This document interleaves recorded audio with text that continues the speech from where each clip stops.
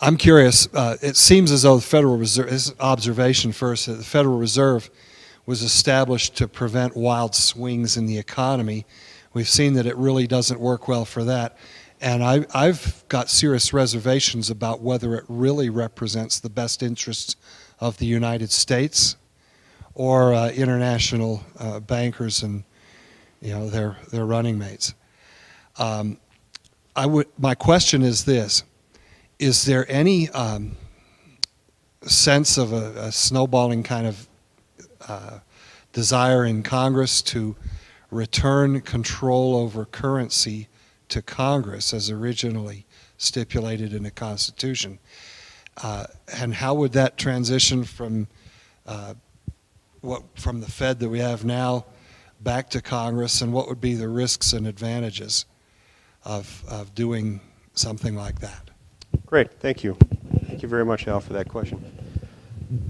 Okay, so this is a big issue, an issue that a lot of people are talking about and thinking about, and I'm glad they are, because it's an important issue and one that a lot of Americans have not paid a lot of attention to in recent years.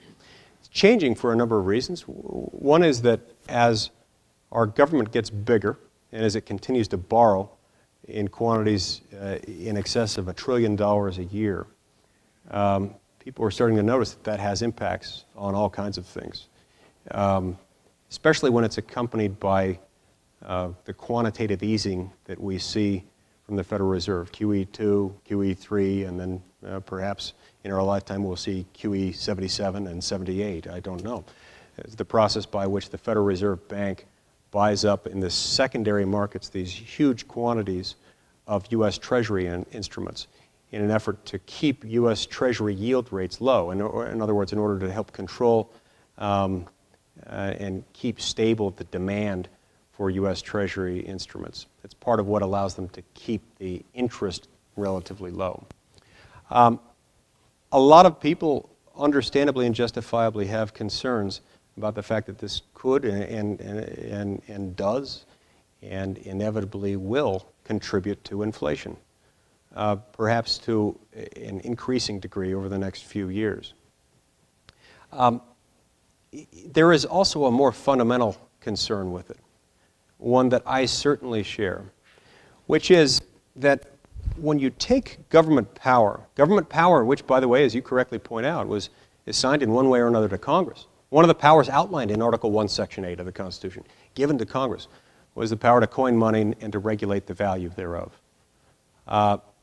We've taken some of that authority, some authority that is kind of part lawmaking authority and part law implementation or enforcement authority, quasi-executive and quasi-legislative power, and we've given it to a private for-profit corporation that operates outside the government. It's run by people who are not elected by the people, and they're not accountable, really, to anyone who is elected by the people. They're not subject to audit by anyone, including Congress. This is kind of problematic.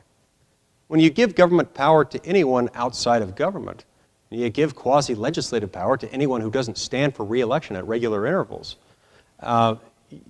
you have to assume you're going to have problems from time to time. Now, I want to make clear, I can raise this complaint without necessarily implicating or impugning the motives of any single individual or group of individuals within the Federal Reserve Bank. I'm willing to assume, for purposes of this discussion, that these are all good, God-fearing Americans who want nothing but the best for our country. But that isn't really the point. The point is, what if they're not? Even supposing the guys who serve today are good, what if the guys tomorrow are not? Who's going to control them? When they're not even subject to audit, when they're largely immunized, insulated from significant, robust review, the kind of review that you expect and demand to take place within government institutions, that's kind of scary. That's the kind of insulation that historically was reserved for monarchs. And we don't really like that sort of thing in this country. So, but the problem is getting to the part of your question is, to what extent is there support within the U.S. Congress right now to change that? Well, there is some support, but not nearly enough. In part because there's not nearly enough support from the voting public at large. But there is a growing body of support, both within Congress and among voters in general, for the idea that the Federal Reserve ought to be subjected to a robust auditing process.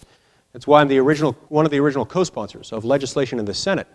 I'm co-sponsoring with my friend Rand Paul, the senator from Kentucky, to subject the Federal Reserve to a robust auditing process. Once that happens, once we get that passed, and we get those audits conducted, it's, I think, going to unearth a lot of information that will be very interesting to a lot of Americans. Interesting to the point that there's going to be a lot more support for reining this thing in. And I don't know at the end of the day whether that will result in something still called the Federal Reserve, but having a lot more limitations placed on it, or whether we make that obsolete. One could argue that one could still have a Federal Reserve Bank whose job it is to keep track of certain things related to monetary policy, but if we pegged our dollar again to the price of gold, then you wouldn't have this sweeping power that I'm talking about, this sweeping quasi-legislative, quasi-executive power. In any event, the first step has got to be subjecting it to an audit, and that's what has to happen first. I'm going to try to make that happen.